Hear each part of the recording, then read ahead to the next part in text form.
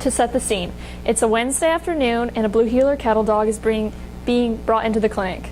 He's been showing signs of general overall discomfort, vomiting, nausea, anything that would make him feel uncomfortable, he's feeling it at this point. The doctors decided that he needed to be examined further, and they determined that he had a blockage in his intestine. So the next step in this process was for them to take him directly into surgery. The doctor made the incision on his abdomen. They began digging through his insides, basically, pulling his intestines out, examining them, and then finally the doctor finds the blockage. So the next step is he cut into the intestine and removed the blockage, which ended up being a partially digested, gross, rotting dish rag that the dog somehow found in the house of the owner and decided to eat it. After they removed the blockage, the doctor had to cut part of the intestine off because the intestine was rotted from the dish rag just sitting in his intestine without being able to be digested fully. So the doctor resected the intestines back, the two ends of the intestine back together, and then was able to sew the dog back up to give him a fully functioning digestive system again.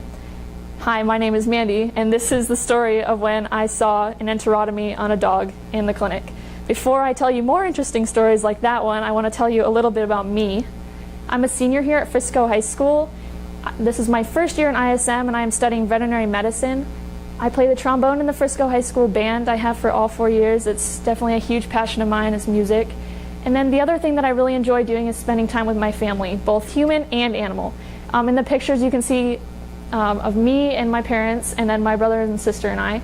They live in Michigan, so when we do get the chance to see each other, we spend a lot of time together. And then the other part of my family is my pets. On the left is my dog Kiara, she's a chocolate lab, and then in the center is a picture of both my cat Sai and my cat Cusco, and then Sai again on the right. This leads directly into my quote, "Until one has loved an animal, a part of one's soul remains unawakened." I really, really love this quote because it just embodies everything, how I feel about animals in general. When you have a pet, you really know how an animal can just bring so much joy, so much life, and so much overall happiness into everyday situations, especially like when you come home after a long day at work, your dog's right there to greet you. It's just an overall sense of appreciation that, you know, some people don't have with people, and so they have it with their pet, and I think it's just a really special bond that people create with animals that you can't form a lot of other places. So to begin the ISM process, I did 5 informational interviews. My first interview was with Dr. Montz at Animal Hospital of Frisco. I actually decided to interview him because he is the vet of my pets, and he was overall really awesome. One thing that I took out of the interview with Dr. Montz, as well as the rest of the people that I interviewed, was that I need to maintain my GPA, keep my grades really high, and focus all through my undergraduate years. That way I can have a successful application into vet school. He actually applied to vet school 3 times and didn't get in a single time, and on the 4th time he got in because he slacked off in his undergraduate years and had to pick up where he left off with his grades. So I found that to be really important in that interview.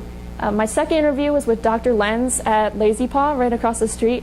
What I found really interesting about Dr. Lenz was that she had just graduated from vet school last May, and she began working at Lazy Paw in July. And originally she wanted to go to med school, but she changed her mind right before she started med school and took the veterinary path. And I think that's really cool because she, even though she had known all along that she wanted to be a doctor, she changed her mind and she still followed her dream, even though it wasn't necessarily the most practical or easiest thing to do. She was still able to have a successful application into vet school, which I think is really awesome. Then my third interview was with Dr. Taylor Tillery at Animal Medical and Surgical Hospital of Frisco. And one thing that I learned from Dr. Tillery was that it's important to find something to diversify yourself against other candidates when trying to find a job. Definitely something that he has going for him that not a lot of other vets do is that he can perform acupuncture on dogs and cats that need physical therapy after surgery or if they're in a lot of pain. And I think it's a really cool option, an alternative option to typical medication. He said they use it approximately 1 to 2 times a week, so it's not super common, but it's still used. And I think it's just a really great option to ease a pet's pain as opposed to typical medication. My fourth interview was with Dr. Julius at Legacy Veterinary Hospital, and I really enjoyed this interview with Dr. Julius because he offered something that none of the other people that I interviewed did, and he is actually the owner of Legacy Veterinary Hospital. So he offered both the veterinarian side of things as well as the business owner and businessman side of things, which I think is cool because he has two jobs in one, and he gets to do a lot of interaction with people, which is also something that I learned from all the vets that I interviewed, was that human interaction is huge in the career of veterinary medicine. A typical misconception is, oh, it's puppies and kittens all day, and it's just, let's take care of this animal, let's take care of this animal. But in reality, you're communicating with your team, you're communicating with the owners and with the other vets in the clinic. So it's really important to be able to have communication skills and to have a love for human interaction, which I feel like is a great fit for me. I love talking to people, I love interaction, developing relationships, so that's why I feel like it's a good fit. And then my fifth and final interview was with Dr. West at McKinney Animal Hospital, and what I learned from her was that it's okay to continue to have other passions that don't directly deal with your career.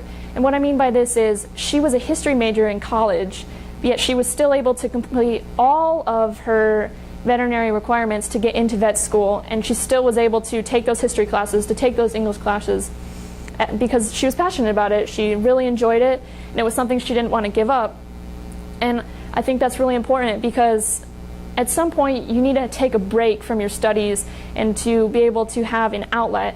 And reading and writing and history was her outlet. And for me, that outlet is definitely music, which is why I'm going to keep playing trombone in college. I just feel like it's something that I can use to relax, to unwind, and to really enjoy, to get away from my studies for a little bit, to clear my mind. And then when I'm ready, I can just jump back into my studies because I can still do both of those things in college. I ended up choosing Dr. Julius as my mentor after the interview I had with him, and then I went on the fifth interview with Dr. West.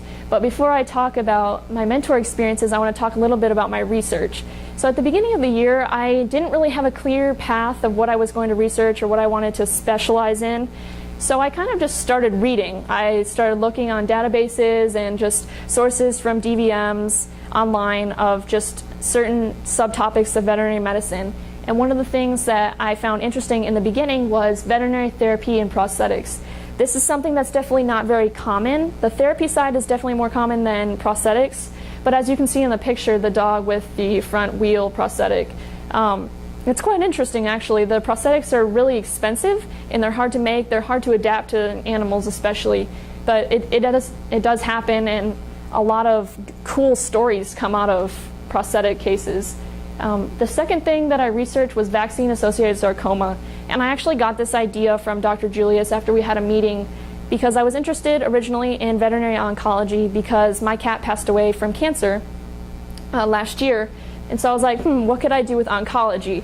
Well, oncology is a very, very broad field, and so Dr. Julius suggested that I narrow it down a little bit and pick whether I want to do cats or dogs, and then narrow it down from there and what specific kind of cancer. So he suggested vaccine-associated sarcoma, which basically just means that after they give an injection, typically in the hind limb, as you can see in the picture on the left of that cat, or between the shoulder blades is where they typically give normal injections. And some veterinarians have a theory that the injections can cause cancer.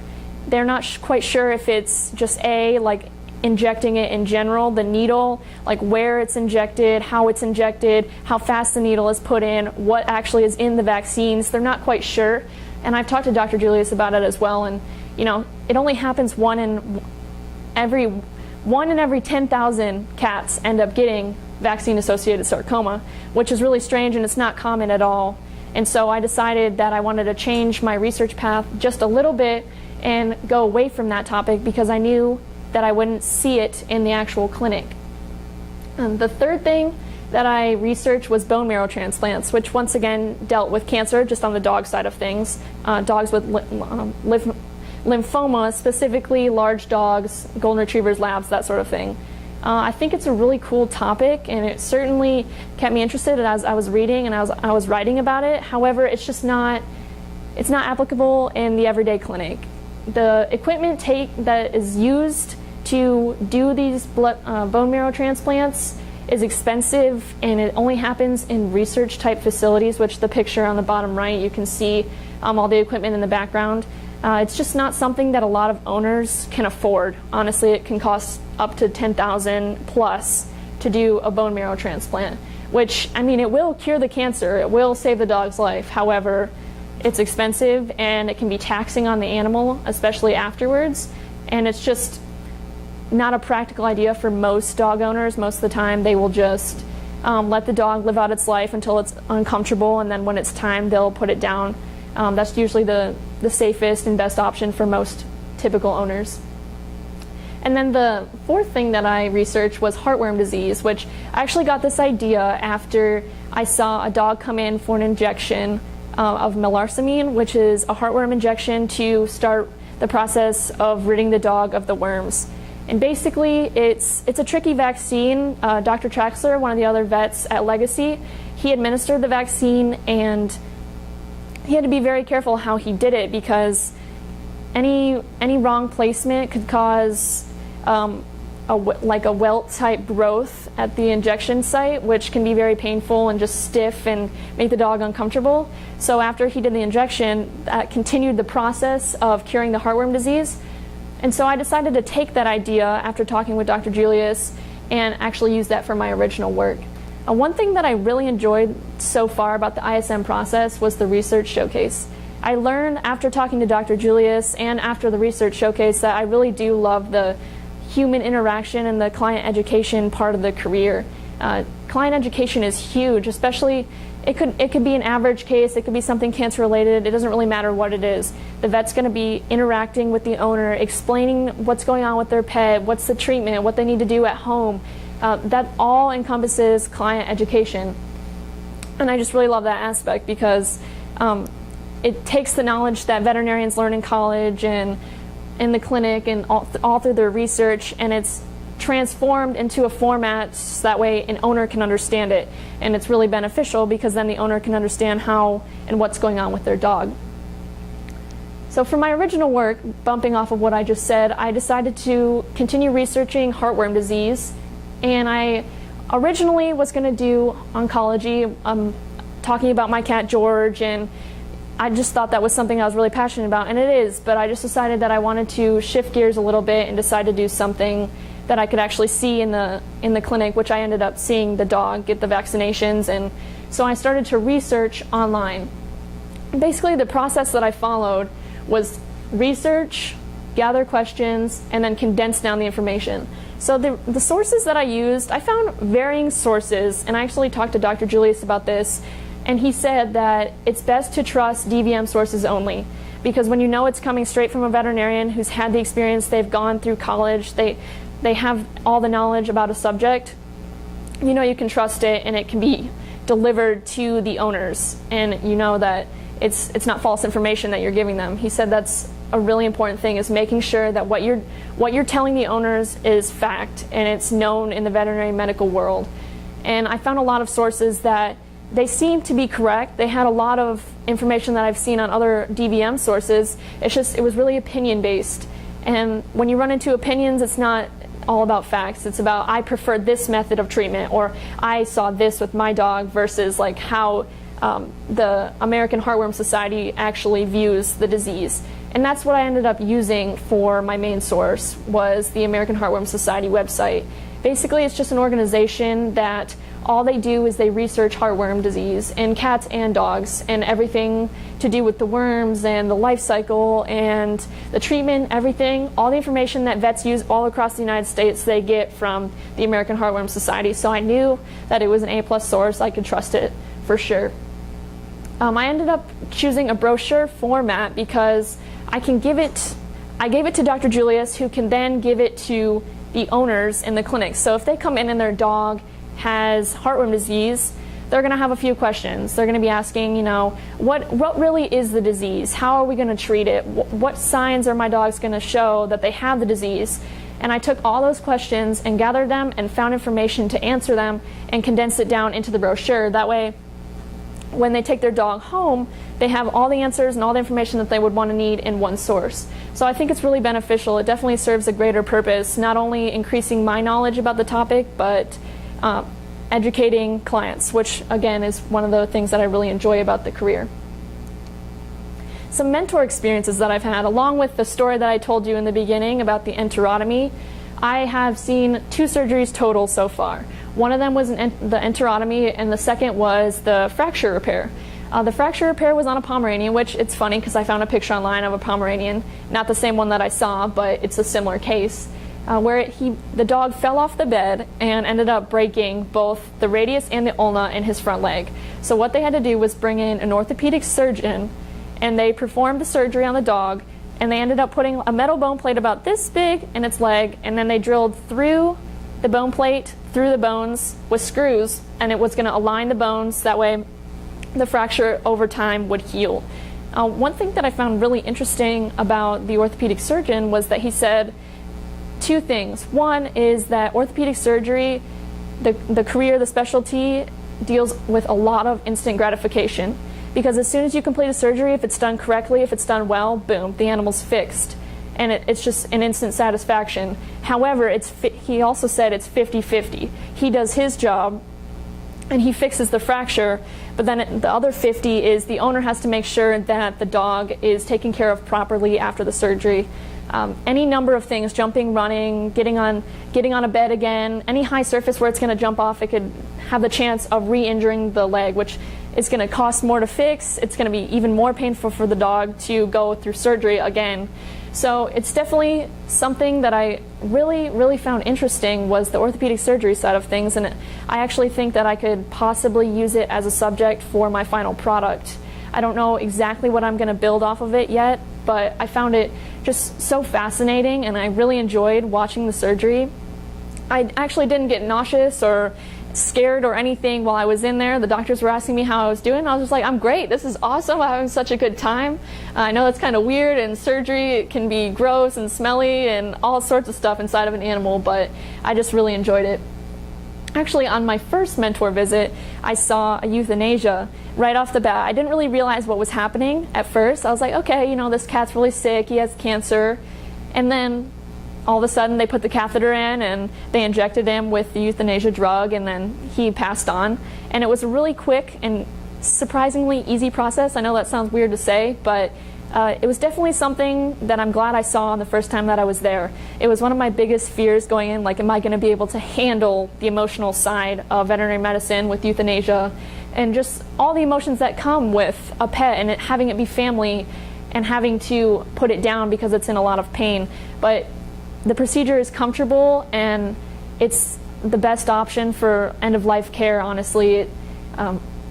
For patients that are in pain and they've just gone through a lot of suffering, whether it be like cancer or any kind of illness, it's just the best option, and I'm definitely glad I got to see it. Okay. No. So going forward, I'm really excited to start building my final product, especially now that I have kind of an idea of what I'm going to do, maybe orthopedic surgery. Surgery is definitely something that I want to keep pursuing.